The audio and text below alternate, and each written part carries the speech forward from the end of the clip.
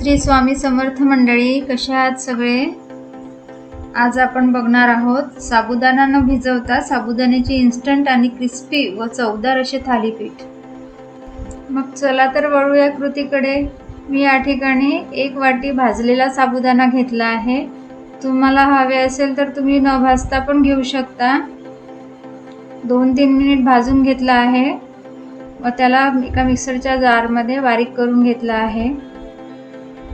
आता याला एका बाउल मध्ये काढून घेऊया व नंतर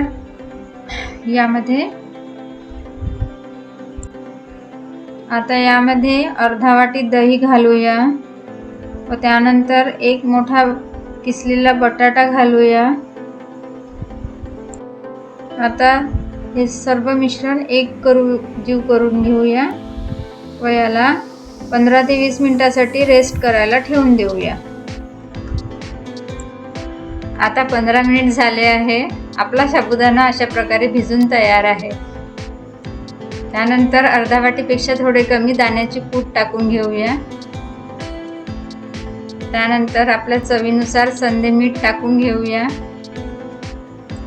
नंतर 1 टेबलस्पून शिंगाड्याचे पीठ टाकूया। तुम्हाला जर नसेल पाहिजे तर हे स्किप करू शकता। यानंतर हिरवी मिरची व जिऱ्याचा ठेचा टाकून घ्या। नंतर सर्व मिश्रण एकजीव करून घ्या व आवश्यकतेनुसार त्यामध्ये पाणी टाका। अशा प्रकारे सर्व मिश्रण एकजीव करून घ्या। चला तर आपण थालीपीठ बनवायला सुरुवात करूया। आता एका पॅनला व्यवस्थित तेल लावून घेऊया, जेणेकरून आपले थालीपीठ चिपकले नाही पाहिजे। आता थालीपीठाचे मिश्रण व्यवस्थित असे गोलाकारामध्ये थापून घेऊया अशा पद्धतीने।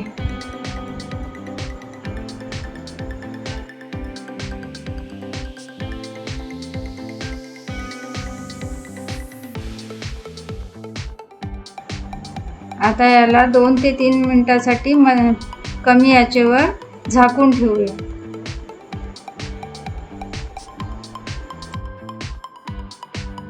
तीन मिनिट झाले आहे। आता याला पलटवून घेऊया।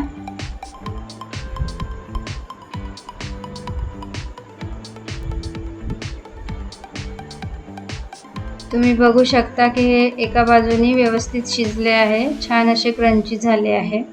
आता थोडे तेल सोडून त्याला पुन्हा 2 मिनिटांसाठी झाकून ठेवूया।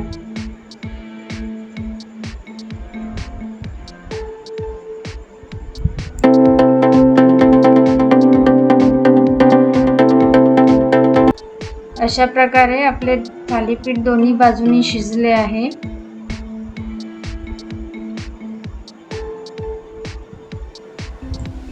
तुम्ही बघू शकता असे आपले क्रिस्पी थालीपीठ तयार आहे। व्हिडिओ आवडल्यास लाईक व शेअर करायला विसरू नका व माझ्या वंदना खाना खजाना या चॅनलला सबस्क्राईब करा। पुढील कोणती रेसिपी पाहायला आवडेल हे मला कमेंट्स बॉक्समध्ये लिहून नक्की कळवा। धन्यवाद।